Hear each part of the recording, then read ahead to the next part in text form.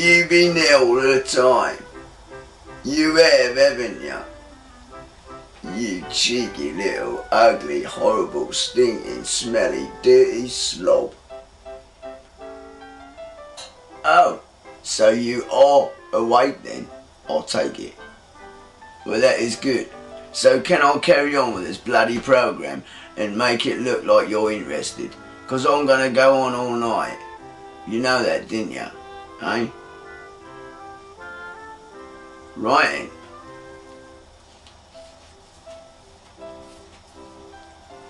Here we go then. I've got to say, I've always wanted a job where I didn't have to do anything, you know. And then it came to me. I'm already doing it, you know. I walk around there for a minute, you know, just for a minute, like. Feels like an hour, like. Feels like an hour. Anyway, I'll go around just for the minute, like, and then come and sit here again, you know. Or don't go to sleep, you know. The rest of the guys do, like, you know.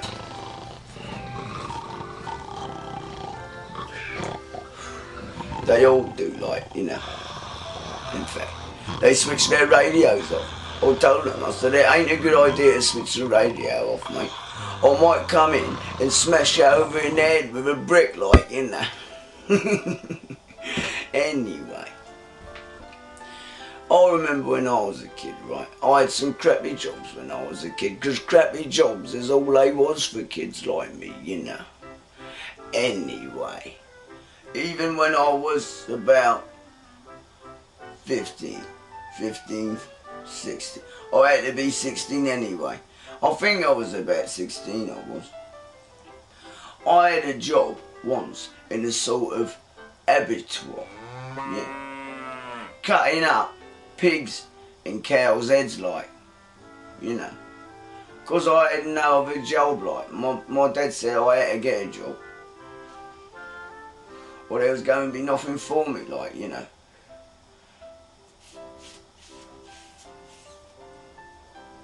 Didn't mind, like.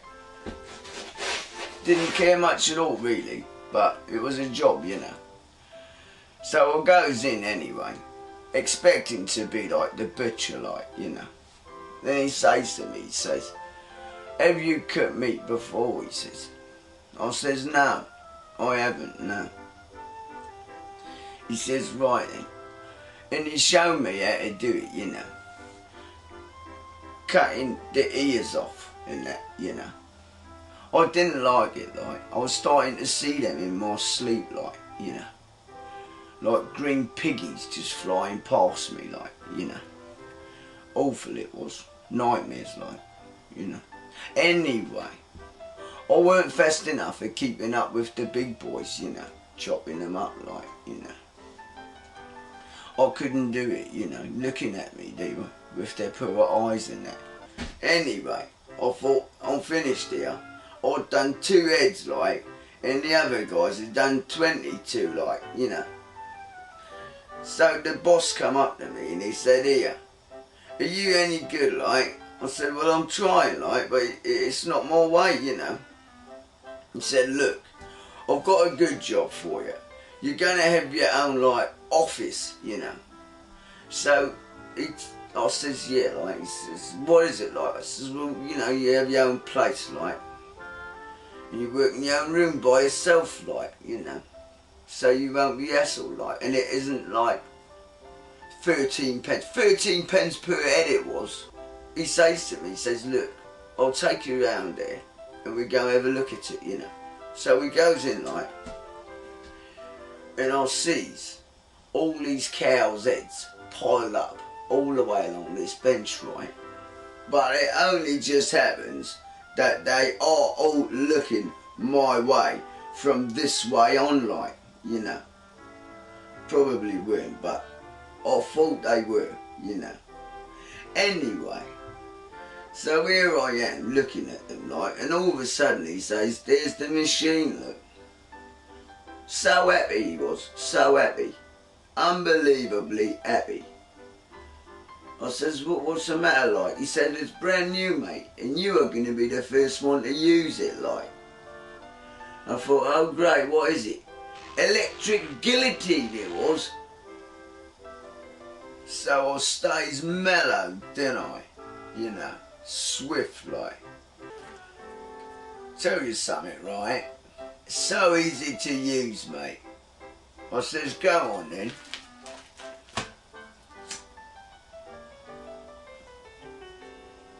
He says, look, there's a little button here, right? Little black button, like. Press it, like, you see. I says, alright. And then he said, this guillotine on the side, like, you pull it down, you know. And he says, and then the guillotine will automatically, by itself, electrically, come down, like, you know.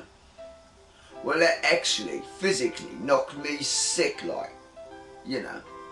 'Cause that weren't for me, because I am the mellow man, you know.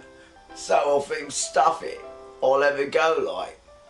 So I gets one of the heads, puts it on, presses the button, pulls the thing down, the guillotine comes down, right, cut it in half, like. I was amazed, I was. You know why? Because its brain, right, is actually in two separate pieces, in little bags they were. Tiny little bags, you know. And what I was so amazed was, why did they make a creation like that, right? And all they do is eat grass and go moo, you know. And they only give us one brain, you know, not two. If we had two, we could do stuff, couldn't we, you know. Anyway, come at dinner time, right, I went into the bake cabin, you know. And I had corned beef and tomato sauce sandwiches. Yeah, that's right. Went into my babe box, all the boys were there, like, you know. And they're all sniggering, like, laughing and going like that, like, to each other, like, you know. So opens my box, didn't I? Pulls out more sandwich, like, and there was only a great big horrible long slithering cyst with loads of blood and looked like veins on it, you know, with a big ball of sap, like.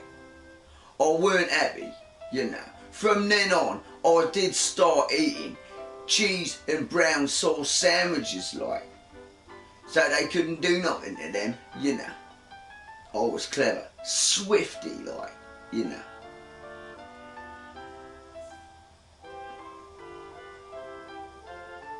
But I did go into the staff canteen and did have a little piddle in the kettle, you know. Anyway,